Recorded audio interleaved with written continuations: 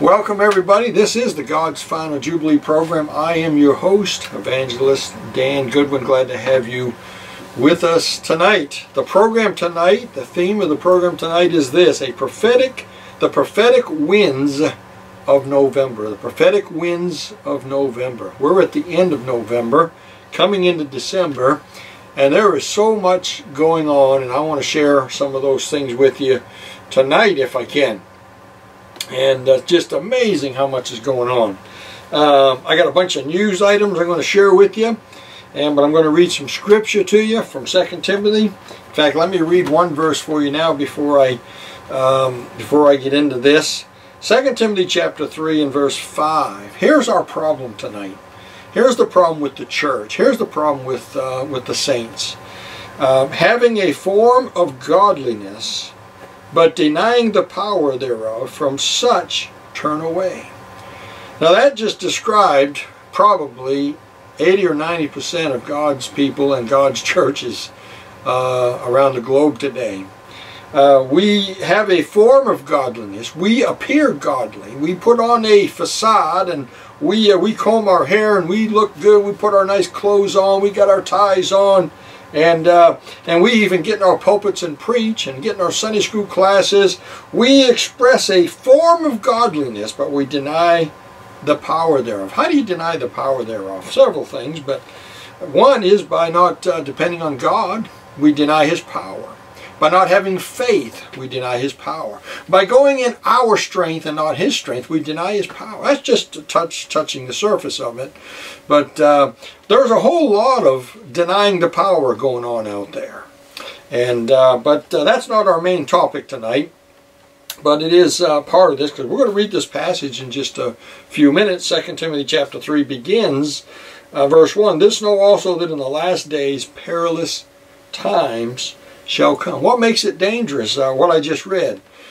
Churches, pastors, Sunday school teachers, deacons, and your average saints, missionaries, that have a form of godliness, but they deny the power thereof, which means many different things to different people.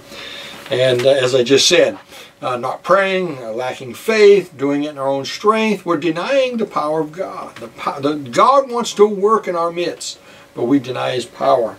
But we're going to read this passage, verses 1 through 4, and we're going to explain a little bit about the very familiar passage. But before we do, let me say a few things tonight. This is November the 25th, and I want to tell you that Cyber Monday is starting on my website right now.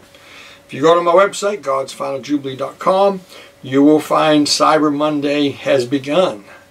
And my wife, I hope, has made the changes to the prices. Let me give you some of the special deals that are available to you tonight until tomorrow night, for one day only, on the website. And that is it. 7 Clocks Are Ticking, the brand new book. $17 free. Everything's free shipping. $17.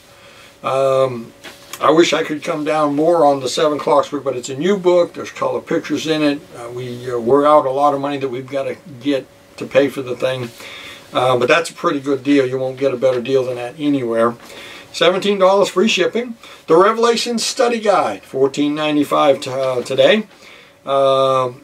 The Prophecy Unsealed DVDs, remember those? There's 2 of them, Volume 1 and Volume 2. $14.95 each. That's a great deal for the 2-disc set that is in there. 3 to 4 hours of PowerPoint presentations. So that's a great deal. They sell for $23.95 on the website, I think. Yeah. So that's a great deal. That's like $9 or $10 off each one. That's a good deal. The Mystery of the Jubilee, almost 300.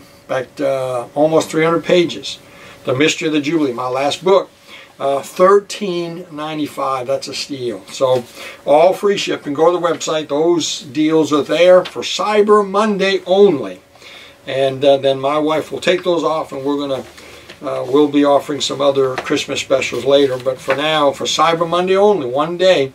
So you'll have to hurry and get on there before we end them tomorrow night, Monday night. the 26th. Sometime the evening of the 26th, those deals will be gone. All right. So let me share a few things with you tonight from the news. Let me go to the news now. On the Drudge Report here are some of these, but we've got blizzards tonight in the Midwest. Anybody out there in the blizzards? We've got Russia seizing 3 ships in the Ukraine, flexing their muscle, seizing 3 Ukrainian ships. Several people are injured, and so there's war drums being beat out there in the Ukraine with Russia.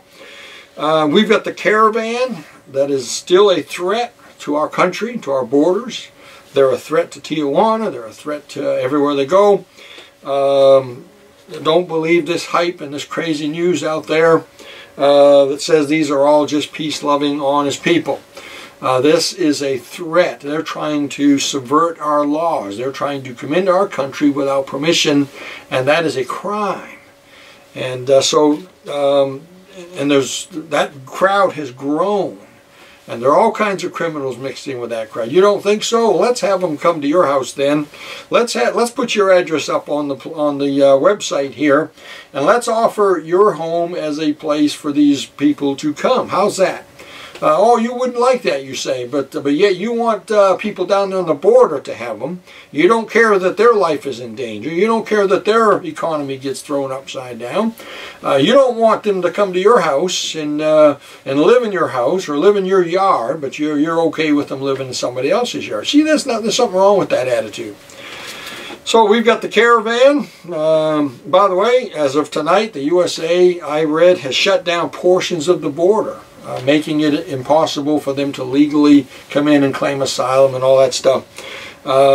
So, hey, we've got the Mueller report getting near, and that growing mess of Mr. Mueller and his team, who is looking to find dirt on a president. He's been put in place to find collusion when there was no evidence of any collusion. And no evidence of a crime, and a special prosecutor was put in place. Isn't that crazy? So that's winding down, and that's going to be interesting. Keep your eye on that. Hey, our country's in the middle of civil war, just about. You know, we've got the greatest division in our country, probably as much as existed during the time of Abe Lincoln and the Civil War, or as I call it, the War of Northern Aggression. But hey, we've got riots in France over some fuel tax or something. There are serious things going on in France. In UK, in England, Great Britain, we've got Brexit that is hanging out there. I can't take the time to explain all that to you. It has to do with finances, has to do with borders, has to do with lots of different things. It's kind of complicated. What a mess they've got over there. Never should have got into the EU, the 10-nation European Union. They're wanting to exit that, and there's a lot of issues, a lot of problems, and so a lot of fighting going on with that. So keep these are things going on in the world. These are the winds of November, and here we are in the last days, and all this craziness is going on. We've got the Saudi Arabia murder scandal. Do you find it strange that America went over there in a matter of hours, found all the evidence and found the criminals and determined who had murdered it, and yet after what, 6 years? What was it? 2012, the Benghazi thing happened, and we still don't have nobody's ever been brought to justice. They haven't pinned it on anybody. They haven't found who the criminals were, you know, in 6 years. And yet in 6 hours, we supposedly went to a foreign country, Saudi Arabia, and uncovered all the evidence needed to make a judgment on that. Anybody else find that a little strange?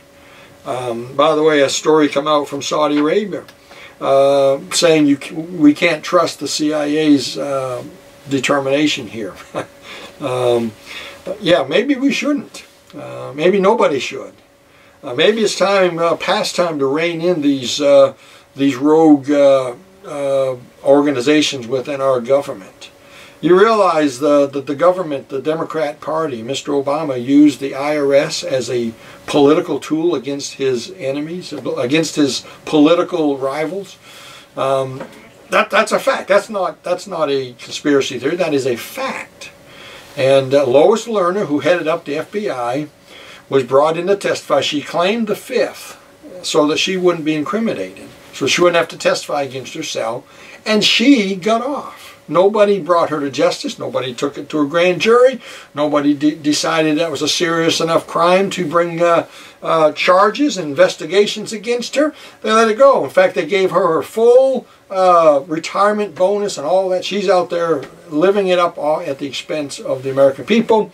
When she used the arm of the IRS to go after political opponents, isn't that a little bit like what Nixon did? And the whole country went crazy over that. But for some reason, it's okay when Democrats do it. And I mean, it's a federal crime what she's done, and she's never been brought to justice. None of these people have. And it's just unbelievable, isn't it? And and by the way, the FBI, James Comey and Clapper and all them, there's evidence, lots of evidence that they were involved in going after the Republican candidate for president. This is before Trump became the president. They were already going after him, just like Nixon going after his political opponents, and yet they've got away with it. In fact, we hired a special counsel to investigate Trump instead of investigate these rats who've gone after our election. So the collusion about the election had nothing to do with Russia. It had to do with the Democrat, the DNC, Hillary, and all these people. All the names we could start listing: Clapper and James Comey and all the Peter, whatever his name, him and his girlfriend in the FBI. All this terrible stuff. Isn't it time that we reined in these rogue organizations, the FBI, CIA, and win over the leadership and put in some new leaders in those organizations, and maybe shut down some of it. It seems like they're a great threat to our democracy, to our republic here.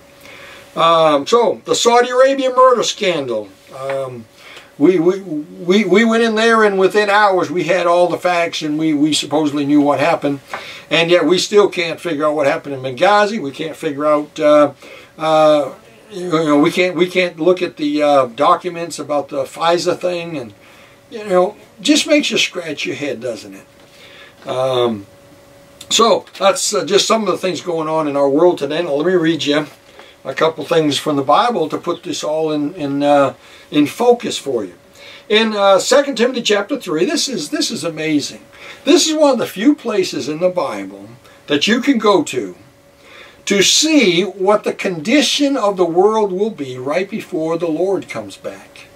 Because look what he says here. This know also, in the last days. Now in the last days, this is Paul speaking. Now I realize the whole New Testament is considered the last days. In the last days he spoke unto us by his Son. Technically the last days began at the cross.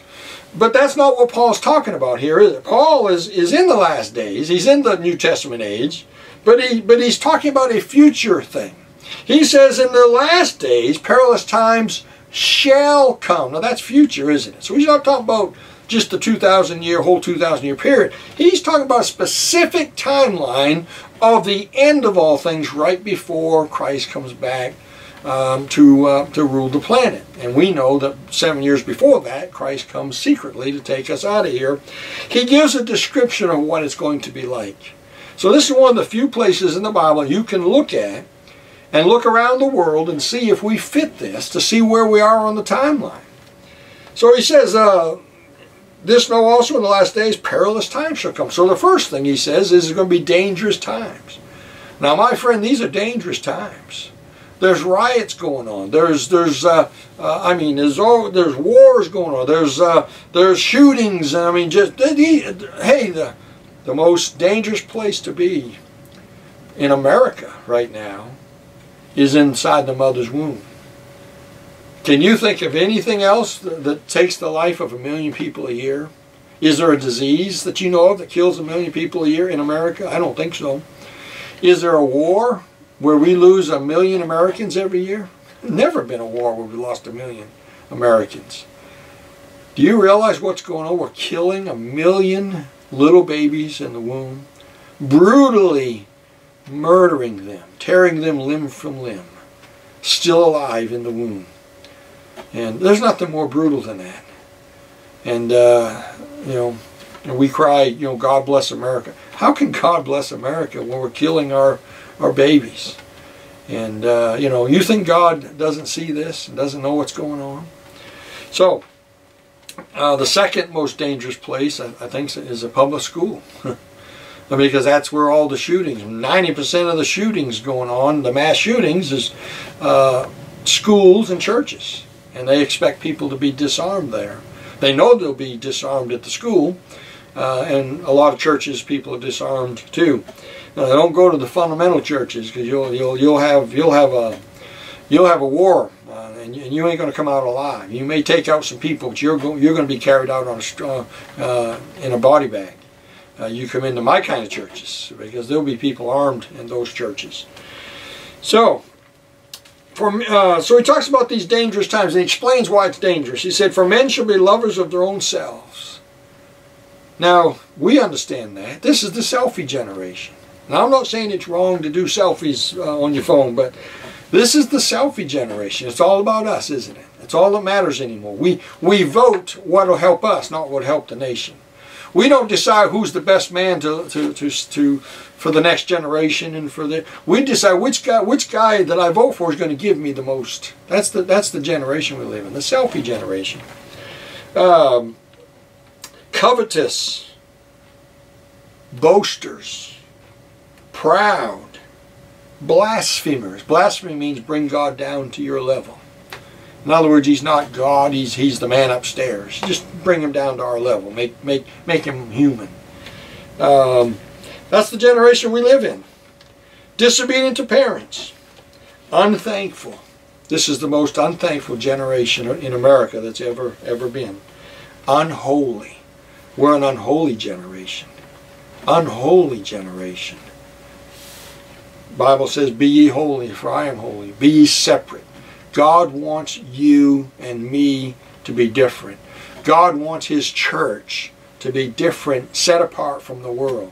In my book, 7 Clocks a Ticking, the toughest chapter that I wrote in here, and I think the most important chapter, is called "The Church is a Ticking Clock." And I talk about the church and the condition of the church, the last church, right before the Lord comes back, the Laodicean church. And it's a dead, lifeless church filled with partiers and feel-good people and selfie people and proud people and we've arrived kind of people. And that fits this generation, doesn't it? So then he goes on here, without natural affection. This last generation, this dangerous, perilous time, in the last days will be a time where people have no natural affection. Two things come to mind. Of course, the abortion crowd. There's nothing natural about killing your own baby. Nothing. There's nothing natural about aborting that life inside of your body. Nothing natural about that. And secondly, there's nothing natural about what they call the gay lifestyle, the sodomites, the homosexual crowd, the lesbian, gay, transvestite, you name it. All these initials now. You gotta be politically correct and try to work around, and unbelievable. There's nothing natural about a boy wanting to be a girl or a girl trying to be a boy. Nothing natural about that. That's unnatural. That's the day we live in. And God says, Paul said, these are dangerous times because of these things. It's dangerous when men want to be girls. And it's dangerous when men dress up like girls and go in the ladies' restroom. That's dangerous. And without natural affection, truce breakers, false accusers. You know, there's lots of false accusers in the church today. Hey, let me ask you a question. How often do you make a judgment on something that you hear about without knowing all the facts? You know what that is? You're a false accuser. You have no right to believe anything without evidence. Hey, Judge Roy Moore, was there ever any evidence that he committed a crime? No, none. Yet a lot of Christians jumped on board and bought into that nonsense with Judge Roy Moore. Judge Kavanaugh, a lot of people made a judgment without facts. And by the way, it's all come out now, hasn't it? Several of the people have admitted they lied, yet they almost destroyed the man's career, almost, with a lie. And many Christians believe that lie. False accusers. Hey, don't be one of them. Don't be one of them. Incontinent, not able to control yourself. Fierce, despisers of those that are good. Traitors, hating, high-minded, lovers of pleasure more than lovers of God. And then, of course, what I read earlier, having a form of godliness but denying the power thereof, from such turn away. And that's where we are today in our generation. We're the generation that has denied the power of God, and we're trying to do it ourselves in our own strength. You're listening to God's Final Jubilee program. Let me close with just a couple statements here. Don't forget to go to the website. Depending on when you watch this on YouTube, the Cyber Monday is going on. And if you watch this after Cyber Monday, I'll have some other Christmas specials on the website where you can buy multiples of different books and DVDs for great Christmas gifts at a great price. Okay, so got meetings coming up in January in North Carolina. January 2nd and 3rd, I'll be in Rhonda, North Carolina. January 4th, 5th, and 6th, we'll be in Roaring River, North Carolina. We'll get that on the website. December 19th, I'll be in Oklahoma City doing some interviews out at Prophetic News. So before and after the 19th, if you're a pastor or you might want to get a hold of me. This has just come up, so I haven't booked anything around that yet. So we'll be looking to do that. The new book, 7 Clocks Are Ticking, is on Amazon paperback, Amazon Kindle for ebook readers, as well as godsfoundjubilee.com. And we'd like to invite you to partner with us by going to the website, click on the donate button. You can give a one-time end-of-year gift, or you can sign up there to be a monthly supporter, and it automatically will debit your credit card every month. And you can be a partner of the God's Found Jubilee Ministries, and we certainly need your help. I'm self-supported here. We live off of the book sales and the meetings that we do, and we're broke. And we need your help. There's lots of things that I need to do. I've got more things to produce, books and DVDs, and I need to hire a publicist and different things. So we need some studio equipment, lots of needs that we have. So if you feel that the Lord would have you be a help, we'd love to have you on board as a partner of the ministry. So with that in mind, thanks for watching today, and we will catch you next time, okay?